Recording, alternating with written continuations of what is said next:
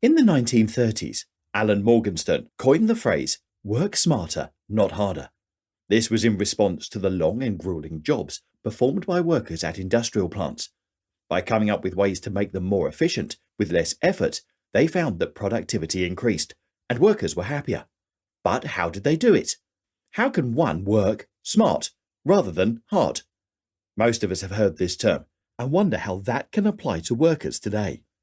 There are many ways to increase your productivity by using good time management practices and a few extra tools to batch your tasks, track your time, and prioritize what's most important to you. Let's look at 5 time management tips that can help you to work smart, not hard. Tip number 1. Planning. Developing a plan of action for your day, week, or month helps to clarify what you need to do, so you don't have to keep going over your to-do lists over and over again. One useful tool is called SMART, SMART. This acronym was developed by George T. Doran, a consultant and director of corporate planning, in 1981 in Spokane, Washington. Although SMART does not have one definite meaning and has been revised over time to meet individual situations and needs, the original had 5 suggestions. S. Specific. Define a clear specific goal. Know what it is you need to accomplish. M. Measurable. Have some idea of how you will track your progress. Set a deadline or have a timer to show how long you have to accomplish this goal. A. Assignable. Decide who is going to do it. If you are working alone, then clearly the doer is you.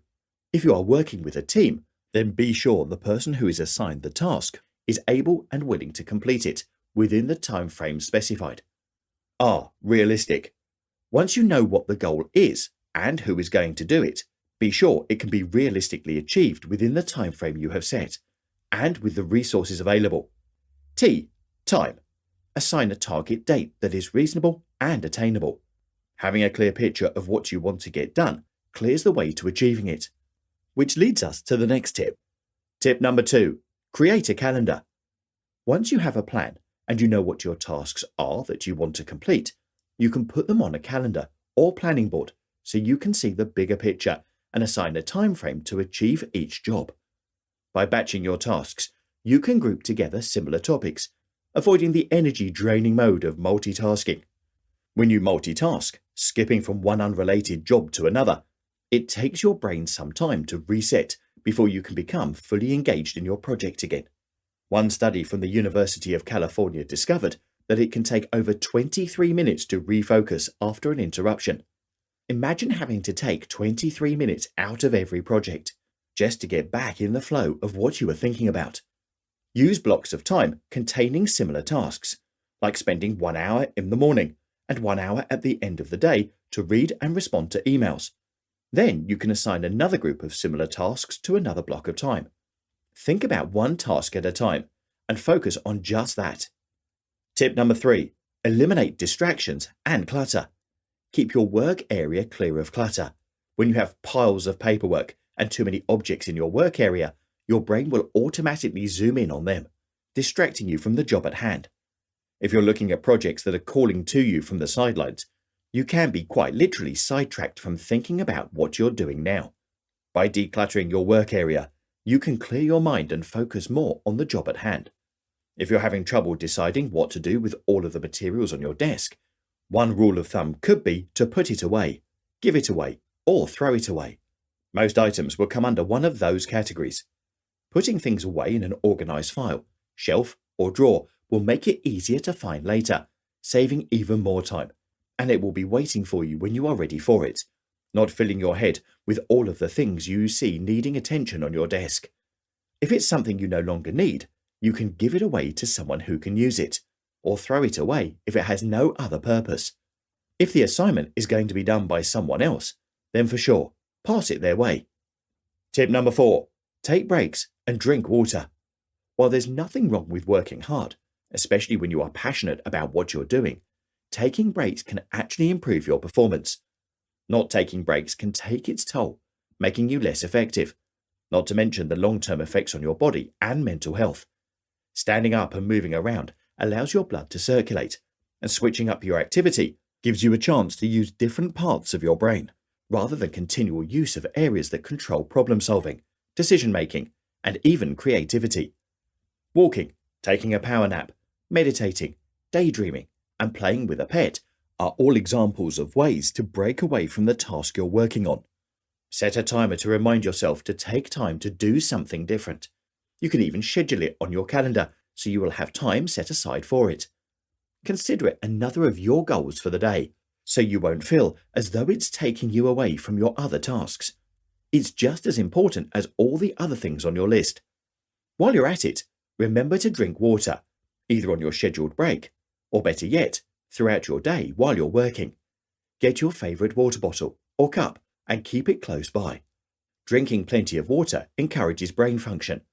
The human body is made up of over 50% water after all. All of our cells and body systems need water to function at optimal levels.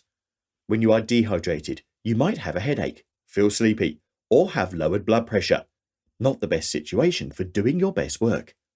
There are free apps like Aqua Alert that can help you track your water intake and send you reminders that it's time to stop and rehydrate. As you're putting your best foot forward to do your best at achieving your work goals, remember to also take care of yourself. Your goals will not get far without you. Tip number 5. You can do anything, but you don't have to do everything. In a book called The Power of Focus by Jack Canfield, Mark Victor Hansen, and Les Hewitt, they describe the 4 Ds of time management. These are do, defer, delegate, and delete. In deciding what your goals are and how you're going to achieve them, it's helpful to prioritize the importance of each goal and how it will be carried out. When looking over your list, categorize each task with one of the 4 Ds. If you choose to put it in your list as something to do, great, you've got it on your list. But if it seems like something that isn't urgent and you already have enough on your plate, you could choose to schedule it for another day. If it is urgent, but you are still too busy, you can delegate it to another team member that has room for it on their schedule. Or you might look at it and decide it's not really something you have time for or want to complete at all. In that case, you might decide to delete it from your roster altogether. By using the 4 Ds method, you can manage your tasks by prioritizing the most important ones first, asking for help when needed, and knowing what's worth doing and what isn't. By managing your time efficiently, you can increase productivity, lessen your stress, and help things to run more smoothly in a more relaxed environment. Remember to schedule breaks too, and make a little wiggle room for the unexpected. Then, if something comes up that you hadn't anticipated, you can deal with it in a calm and thoughtful manner, without throwing yourself into overtime. In conclusion, without time management, you may have the illusion that there's not enough time. The Roman philosopher, Seneca, said, "It is not that we have a short space of time, but that we waste much of it." Work smart, not hard, and with that, everything gets done.